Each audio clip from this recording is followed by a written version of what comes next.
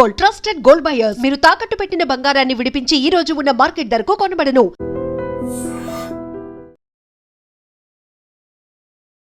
నమస్తే, welcome to I dream talking point with కవిత.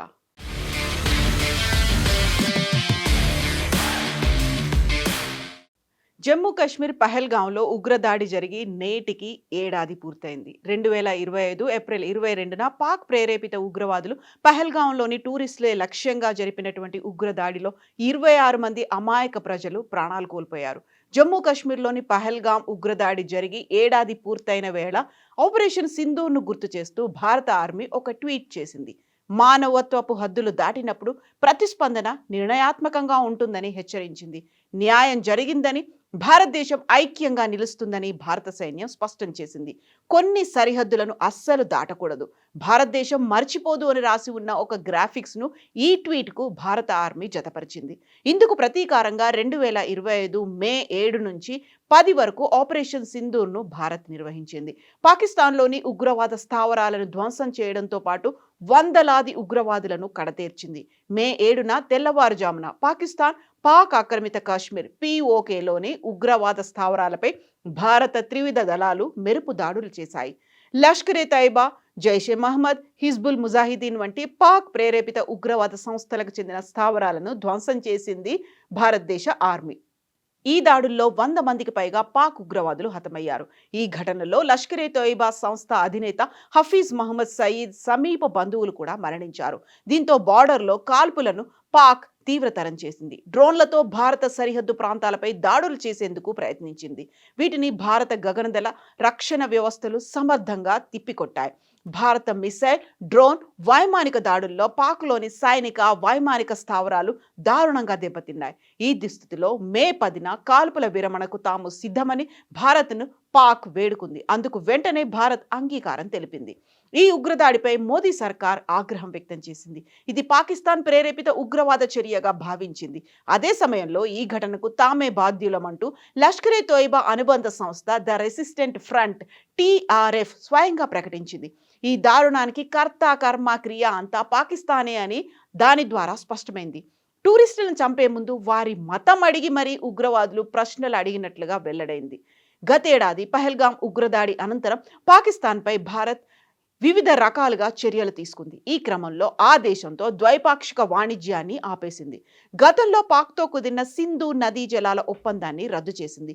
భారత్పై ఏ రకమైన ఉగ్రదాడి జరిగినా ఉపేక్షించేది లేదని అప్పట్లో ప్రధానమంత్రి మోదీ పాక్ను తీవ్రంగా హెచ్చరించారు. ఈ చర్యల్లో భాగంగా భారత్ నుంచి పాకిస్తాన్కు వెళ్లే సింధు జలాలను నిలిపివేస్తున్నట్లుగా కేంద్రం ప్రకటించింది. ఇందుకోసం కొన్ని దశాబ్దాల క్రితం చేసుకున్న ఒప్పందాన్ని కూడా రద్దు చేస్తున్నట్టుగా వెల్లడించింది.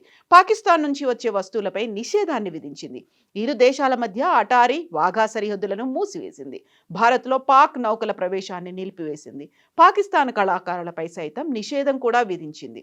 భారత్ గగనతలంలో ఎగరకుండా పాక్ విమానాలను కట్టడి చేసింది. దీంతో పాటుగా ఈ దాడి కేసును జాతీయ దర్యాప్తు సంస్థ NIAకు ప్రభుత్వం అప్పగించింది.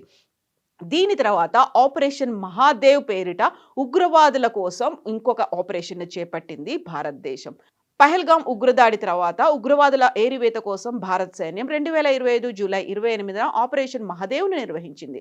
ఉగ్రదాడిలో పాల్గొన్న 3 లష్కరే తోయిబా ఉగ్రవాదులను ఈ ఆపరేషన్లో భారత భద్రతా బలగాలు మట్టుపెట్టాయి. మరోవైపు ఈ ఉగ్రదాడికి పాల్పడిన పాకిస్తాన్ చర్యలు ప్రపంచానికి వివరించాలని కేంద్రంలోని మోదీ ప్రభుత్వం సంకల్పించింది. అందుకోసం పలు పార్లమెంట్ సభ్యులతో కూడిన బృందాలను ఏర్పాటు చేసింది. ఆ బృందాలను వివిధ దేశాలకు పంపించింది. ఉగ్రవాదాన్ని పెంచి పోషిస్తున్న పాక్ తీరును ప్రపంచానికి కళ్లకు కట్టినట్లుగా భారత్ వివరించింది. ఈ దారుణం జరిగి ఏడాది గడుస్తున్న ఈ ఘటన కారణంగా తమ కుటుంబాల్లో కలవరం మాత్రం నేటికి అలాగే ఉందనేటువంటి మాట బాధితుల నుంచి వెల్లడవుతుంది. తమకు ఇస్తామన్నటువంటి ప్రభుత్వ ఉద్యోగాలు ఇంకా ఇవ్వలేదు అనేటువంటి ఒక మాటని బాధిత కుటుంబాలు కూడా చెప్తున్నాయి. మతం అడిగి మరీ చంపినందుకు భారతదేశం అంతా ఏకమైనటువంటి పరిస్థితి కనిపించింది. ఉగ్రవాద చర్యలని ఖండించింది. దీంతో పాటుగా నిరసనలు వెల్లువెత్తాయి. ఆపరేషన్ సింధూర్తో పాటుగా ఆపరేషన్ మహాదేవ్కు సంబంధించి భారతదేశం అంతా ముక్త కంఠంతో ఏకీభవించింది. ఉగ్రవాదంపై చర్యలు తీసుకోవాల్సిందే అనేటువంటి పట్టుపట్టింది. అందుకు సంబంధించి ప్రపంచ దేశాలన్నింటినీ కూడా ఏకం చేసింది భారతదేశం.